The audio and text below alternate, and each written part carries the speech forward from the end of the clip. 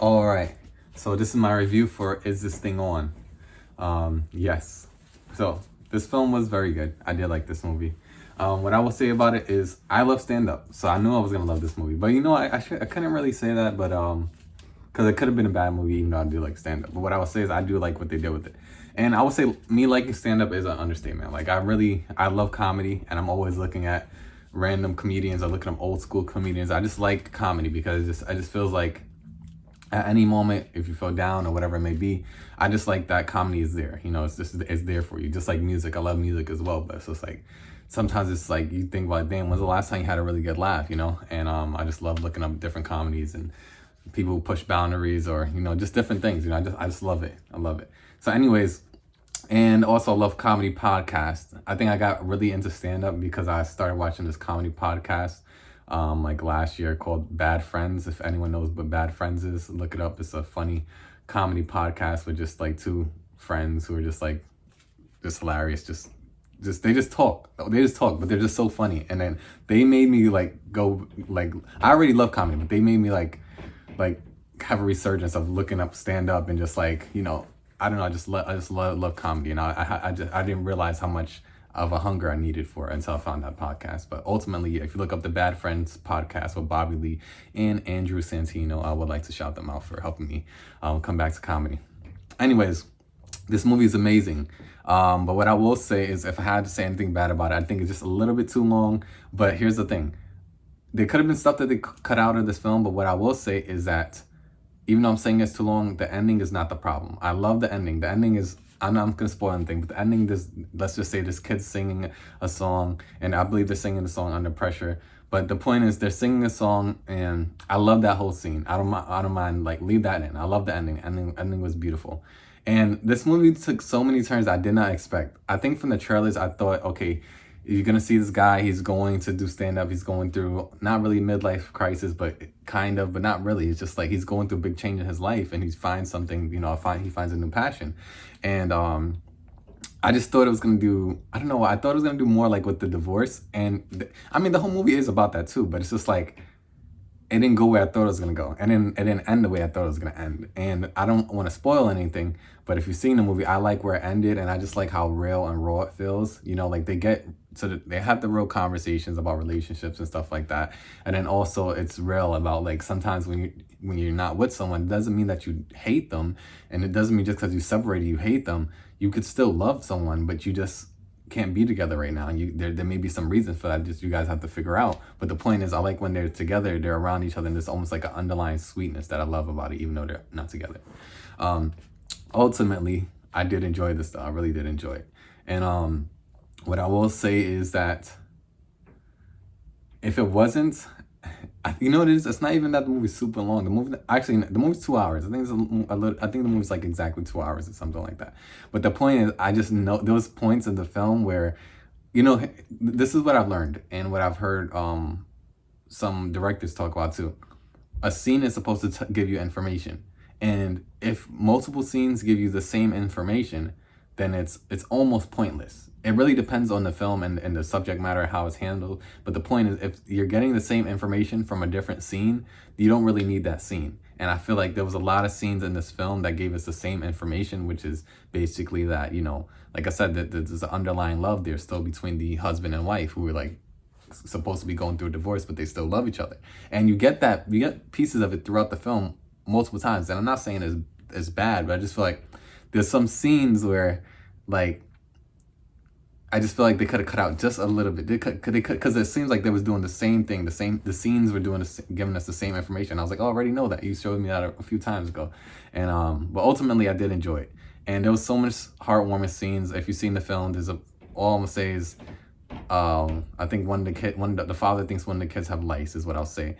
And eventually the husband has to try to see if the wife has lice, and the wife has to see if he has lice, and they're touching each other's hair, and it's just like such a sweet moment. It's just like they're not together, but it's just like you can see the longing, and like they're still like it's if you've been through any breakups and stuff and you just watch this movie, it just like it touches on a lot of like small things where it's like, yeah, you might have had a fight with someone, but you still may truly love them. And if it's a real love, then I think that eventually you will come back together, or at least you will work on yourself and and say, hey, let's try to make this work. And I like that this movie goes into different places, goes into, maybe if they see new people or whatever. And then also, then you have the whole stand-up aspect of the film, which is, I think, really brilliant, because that is what really brought me into the film. If it was just a movie about relationships, I might have been mildly interested, but I'm more like a rom-com kind of guy sometimes, but I wouldn't have been too interested in the subject matter. But then when you bring stand-up into it,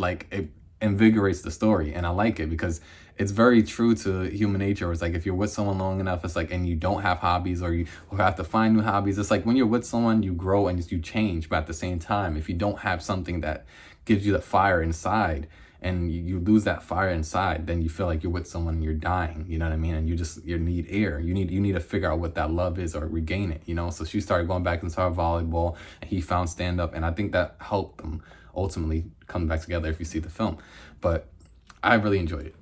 Other than that, what I will say is, try not to forget much. Bradley Cooper.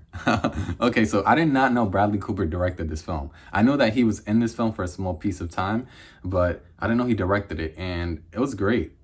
He directed it very well, and he was in it, and it's so funny because I like his character, but it's funny because when Bradley Cooper's on screen, I think just because he's just such a mega star, when I see him and he has like that power to him, when I see him at first, I was like, oh, maybe he should have been the main character. But then as the film went on, I was like, no, I'm forgetting the main character's name, but the actor's name who plays the main character. But the point is, the guy who plays the main character, yes, it was supposed to be him, not Bradley Cooper. Because when I was watching the film later on, and I'm like, I just love him. I love how he inhabits this character. I believe him. I believe that he is this guy. And it's not that I wouldn't have believed Bradley Cooper, but he would have needed to work a lot harder to have him really sink into that role. You know what I mean? Not a lot of actors can do that really well. Like, what do you call Mr. Leonardo DiCaprio? He does that really well. You see him in a movie, he is that person. Obviously, he's a megastar as well, but he knows how to sink into a character. Bradley Cooper's good too, but this character, I feel like this guy, he really, and especially his you cannot buy not charisma, what's the word I'm looking for? You cannot buy compatibility. You cannot buy compatibility. And the compatibility between the main actor and Laura Dern was so palpable. I loved it. I loved their chemistry. It was so beautiful. And it was like, Laura Dern, as she's very sexy. She's obviously she's the older one, but she's sexy as ever. But the point is, she was perfect. I think she was perfect for this, and she's the right age for this role. Everything was like hitting right on the nail on the head, because when they were together, when they were talking, when she was talking about when she was younger and then like different things, like it was just, I think Laura Dern was so perfect for this role. She was great. They were both great together, but when they were on screen together, it was magnetic. I was like, I feel like this is a marriage that was loving, and then something happened, and they have to find their way back together, and I just loved every second of it.